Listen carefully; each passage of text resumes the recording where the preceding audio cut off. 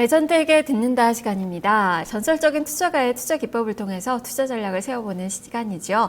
화요일의 전문가는 황윤석 전문가입니다. 전문가님 안녕하세요. 네, 안녕하십니까. 네, 오늘도 제시 리버모어의 투자 철학 들려주시죠. 네. 지금 코스피 1900선을 두고 매매 공방이 상당히 치열하게 나타나고 있습니다. 제가 지난해부터 2015년 말부터 계속해서 대세 하락장이다라는 점을 강조해 드렸어요. 그래서 지금 보시면은 중국의 위에나 평가줘라, 중국이 언제 터질지 모르는 시한폭탄 같다, 이렇게 얘기를 하고 있고요. 유가는 또 바닥을 모르고 하락 일변도가 나오고 있습니다. 그래서 투자자 여러분들 같은 경우에 방향을 잡기가 상당히 어려운 시장이 계속되고 있어요. 그래서 어떤 분들은 또 그러죠. 코스피 1900이 강력한 지지선이 될 거다, 바닥이다라고 얘기를 하시는데, 저는 그렇게 미리 어떤 예상이나 예측을 해서 매매를 하는 건 상당히 지금 위험한 장세라고 말씀을 드릴 수 있겠습니다. 자, 레전드에게 듣는다. 제가 오늘 제시 리버모어의 투자 매매 원칙에 대해서 좀 몇 가지 지적을 해드리면서 지금 시장에 대해서 좀 분석을 해드리고자 합니다. 추세 매매의 아버지, 그러니까 추세라는 거는 뭐냐면 지금은 대세 하락장이 분명합니다. 그럼 대세 하락장에서는 어떻게 해야 되냐면요. 상승 쪽에 배팅을 하면 안 되겠죠. 하락 쪽에 배팅을 한다든지 하고요. 현금 비중은 늘려가고요.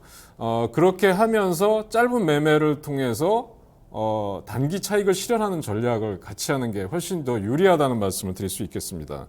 피라미드 매매 전략은 그동안 여러 차례 설명을 해드렸죠. 하락하는 종목을 들어가서 자꾸 물타기를 하는 게 아니라 상승하는 종목을 들어가서 분할 매수를 하면서 신고가를 돌파할 때 오히려 비중을 크게 실어서 수익을 극대화하는 전략이다라고 여러 차례 강조를 해드린 바 있었습니다. 그리고 그동안 매매 원칙에서 제가 강조해드렸던 몇 가지가 있었는데요. 선도주 매매라는 거죠. 그건 그동안 누차 강조를 해드렸고요. 그 다음에 전환점을 포착하라는 건 뭐냐면 진입 시점을 보라는 거죠. 매수의 변곡점을 정확하게 포착하고 매매를 하시라는 말씀이고요. 세 번째는 절대로 돈을 잃지 마라라는 거는 지금 같은 하락장에서 자신이 없으면 쉬어도 좋다는 거죠. 원금을 지켜야만 나중에 손실을 만회할 수 있는 시드머니가 된다는 겁니다. 그 다음에 매수 비율을 정해두라. 그리고 분할 매수하라. 지금 장에서는 한꺼번에 저 종목이 좋겠다라고 해서 매수를 들어가면 오히려 더 상승하다 말고 오후장에서 밀리는 장이 그런 흐름이 나타납니다. 그러면 진입한 시점에서 바로 손실이 나는 그런 악순환이 반복이 되기 때문에 조금 사보고 또 빠질 때 조금 더 사보고 그 다음에 더 빠진다 싶으면 좀 더 관망하고 이런 유연한 전략이 필요한 시점이다라고 말씀드릴 수 있겠습니다. 그래서 아까 강조해드린 대로 전환 신호를 기다리라는 건데요. 진입 시점에서 전환 신호를 기다려야 된다는 뜻입니다. 그래서 조급하게 매매를 하면 안 된다는 겁니다. 내가 지금 손실이 큰데 하루라도 빨리 만회하기 위해서 시장이 계속 하락하는 장에서 과도하게 진입을 한다. 손실이 더 커지는 그런 흐름이 나타나겠죠. 모든 판에 참여해서 모든 매매에서 수익을 난다. 백발백중이라는 건 절대 없습니다. 그래서 지금 수익을 높이기 위해서, 확률을 높이기 위해서는 쉬었다, 들어갔다, 쉬었다, 들어갔다 이런 매매 기법을, 타이밍을 잘 잡으셔야 되는 거죠. 자기만의 진입 신호가 들어오기를 기다려야 된다라는 지적을 일찌감치 제시 리버모어는 했습니다. 그래서 아까 말씀드린 대로 시장이 들어와도 좋다라는 신호를 줄 때까지 기다려야 된다는 거죠. 그게 길어도 어쩔 수 없다는 겁니다. 그 다음에 트레이딩으로 돈을 벌 수 있는 시기가 왔을 때 강력한 배팅을 해야 된다는 거고요. 대부분의 투자자들이 계속해서 참지 못하고 매매를 합니다. 그래서 매매하는 빈도가 높을수록 성공할 확률은 낮아진다는 건 너무나 당연한 결과라고 할 수 있겠죠. 자, 지금 시장은 진짜 그야말로 사면초가입니다. 환율, 유가, 금리, 수급, 외국인과 기관이 계속 매도를 하고 있고요. 이런 악순환이 반복이 되고 있는 상황입니다. 자, 오늘까지 외국인들이 27거래일 연속 순매도를 한다고 합니다. 자, 그러면 한번 같이 보시죠. 12월 달부터 지금까지 보시면 4조 한 2천억 정도로 외국인들이 코스피에서 매도를 했고요. 기관들이 2조 7천억 정도의 매수를 하면서 시장의 하락을 방어해 줬는데 역시 역부족이었습니다. 코스닥 쪽에서 보면 외국인들이 2,500억을 매수한 반면에 기관들은 240억 정도만 매수를 했습니다. 그래서 철저하게 기관들은 코스피 방어에만 나서고 있다. 이렇게 확인하실 수가 있겠죠. 그래서 지금은 철저하게 외국인이 매도하는 장이다라는 걸 말씀드렸고요. 제가 2015년 9월 위기설이 나왔을 때 8월 달부터 글로벌 증시가 급락을 하기 시작했습니다. 그래서 제가 계속 강조를 해드렸는데요. 다우지수에 보면 8월 24일 날 15,370 저점을 추락했고요.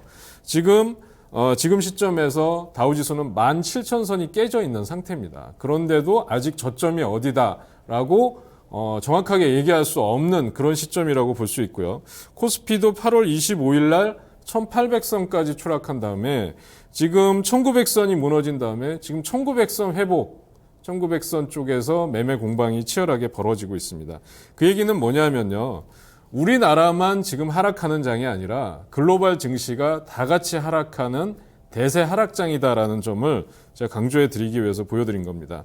중국의 GDP 성장률이 지금 6%대다 아니면 5%대다까지도 얘기가 나오고 있어서 전 세계가 매 분기별로 지금 중국의 GDP 성장률 발표를 조마조마하게 바라보고 있는 상황입니다. 그렇다고 한다면 지금 여기서 추가적으로 시장의 하락이 얼마든지 나올 수 있는 거예요. 그러니까 여러분들이 1800선, 1900선 이렇게 지지선을 마음대로 설정해 놓지 마시고 시장 상황에 따라서 유연하게 대응하는 전략이 필요하다라고 말씀드릴 수 있겠습니다. 자, 중국의 PMI 제조업 지수가 48.2까지 하락하고 있어요. 그럼 이 얘기는 뭐냐면 PMI 제조업 지수는 50을 기준으로 해서 경기가 상승한다, 하락한다라는 추세인데 지금 추세를 한번 보시면 50을 찍고 2015년 1월 달부터 50을 찍고 47까지 하락했다가 48.6에서 반등이 나오고 다시 재차 하락하는 모습을 보여주고 있습니다. 그러면 지금 이거는 추가적으로 하락이 나올 수 있다. 중국의 제조업이 만약에 위축이 된다 그러면 신흥국들은 이루 말할 수 없는 타격을 입게 되는 거죠. 그래서 특히 중국을 바라보면서 모든 신흥국들이 정말 가슴 조마조마하게 지켜볼 수밖에 없는 이유가 중국의 제조업이 위축이 되면 소비와 생산이 다 같이 위축이 되겠죠. 그러면 공급 과잉이 전 세계로 확대되는 그런 효과를 가져올 수 있다고 생각됩니다. 자, 위엔화가 평가절하가 되면 양날의 칼이라고 얘기를 하죠. 위엔화가 6.32엔 정도였는데 6.6까지 올라가 있고 7위엔을 돌파할 거다. 달러당이죠. 그런 얘기가 나오고 있고 지금 그러면서 중국 지수가 지금 3,000선, 심리적인 마지노선이라고 하는 3,000선이 오늘 장중에 살짝 깨졌었어요. 지금 3,000선 위에서 회복이 되는 움직임을 보여주고 있는데요. 그럼 위엔화 평가절하가 되면 중국은 지금 공급 과잉이 가장 큰 문제입니다. 공급 과잉으로 인해서 기업들이 도산을 하려고 하는데 도산 위기에 처해 있는 기업들이 있는데 그럼 그거를 만회하기 위해서 중국은 눈물을 머금고 위엔화 평가 절하를 할 수밖에 없죠. 왜 그러냐 하면 만약에 가격 경쟁력마저도 떨어지면 이 기업들은 도저히 살아남을 수가 없게 됩니다. 그런데 한편으로 생각해 보면 기업들은 어떤 돌파구가 될 수 있지만 외국인들 같은 경우는 달러를 보유하는 게 유리하겠죠. 위엔화로 바꿔서 중국 주식을 사는 순간 바로 환차손이 발생합니다. 우리도 마찬가지겠죠. 원화가 약세를 하면 수출주가 도움이 된다고 하지만 결국은 위엔화가 같이 약세로 들어가면 가격 경쟁력이나 중국과 경쟁하는 측면에서 업종들은 그 수혜를 거의 상쇄하게 되는 그런 효과가 나타난다는 겁니다. 그래서 이 환율골로 인한 지금 글로벌 경제 또는 글로벌 증시가 이 환율 전쟁, 그야말로 각국 통화의 흐름에 따라서 증시가 일희일비하는 그런 흐름을 보여주고 있습니다. 자, 그러면 일본도 지금 엔저를 바탕으로 해서 아베노믹스가 그동안 2만 선까지 돌파했던 게 아베노믹스의 영향인데요. 엔저를 바탕으로 한 거죠. 근데 지금 달러 강세가 나타나고 글로벌 경제 증시가 하락을 하면서 안전자산을 선호하는 심리가 강해지고 있습니다. 채권, 금, 달러, 엔화. 그래서 실제 뚜껑을 열어보니까 엔화는 123엔을 최근에 고점을 찍고 나서 116엔대까지 하락하는 모습을 보여주고 있습니다. 그러면 엔화가 강세로 돌아서고 있다는 거죠. 그러면 그렇게 되니까 지금 소위 아베노믹스의 일본 증시는 지금 2만선 고점을 찍고 나서 18,000선이 지금 깨지는 흐름이 보여지고 있어요. 그러니까 이 통화의 환율에 상당히 지금 전 글로벌 증시가 연동돼서 움직이는 그런 흐름을 보실 수가 있습니다. 자, 달러 인덱스와 코스피의 관계를 차트를 통해서 한번 보시면 달러 강세가 나타나면 달러가 최근에 98 달러 인덱스 또는 100 고점을 찍고 나서 98 정도에 머무르고 있는데 지금 우리나라 코스피 지수는 달러 강세가 나타나면서 추세적으로 하락하는 모습을 보여주고 있습니다. 자, 그러면 원달러 환율이 대부분 12월 미국의 금리 인상 이후에 환율은 안정될 것이다라는 게 대체적인 의견이었죠. 그래서 1,150원까지 떨어진다. 뭐 심지어는 1,120원 저점까지도 내려갈 수 있다라고 했지만 이제 2016년 새해가 뭐 밝은 지 불과 며칠이 되지 않았는데 1,208원 고점을 찍었어요. 어제 보시면 1,208원 고점, 일봉상의 고점을 찍고 1,210원까지 올라가는 모습을 보였습니다. 네, 그래서 환율이 굉장히 가파른 상승을 보여주고 있습니다. 미국의 금리 인상 이후에 잠시 주춤하는 모습을 보이다가 지금 1,210원대까지 돌파하는 움직임이 나타나고 있습니다. 그래서 이런 흐름들을 보면 우리한테는 정말 그야말로 사면초가 그러면 우리만 잘하면 되지 않느냐 이런 얘기를 하시는 분들이 있으세요. 근데 지금 보시는 바와 같이 우리만 잘해서 되는 문제가 아닙니다. 그리고 우리 내수라든지 우리 경기를 살리는 이런 궁극적인 노력이 계속이 돼야 되는데요. 저는 계속해서 지금 그 앞으로 증시 전망을 유가가 30불에 근접을 하고 있는데 20불까지 떨어진다는 얘기가 나오고 있습니다. 그러면 지금 상황에서 여러분들이 제가 볼 때는 시장에서 대응하는 전략은 뭐냐면요. ETF 쪽의 인버스라든지 아니면 풋을 공략하는 그런 방법이 있을 것 같고요. 또 한 가지는 시장에서 외국인과 기관의 수급과 관계없는 짧은 테마주 매매를 하시는 방법이 좋습니다. 그러니까 제시 리버모어와 같이 일단 그 진입 시점이 아니면 시장을 관망하는 전략이 필요하고요. 그다음에 만약에 하락장에 배팅을 한다 그러면 하락장에 확실한 배팅을 하셔야 된다는 점을 말씀드리겠습니다.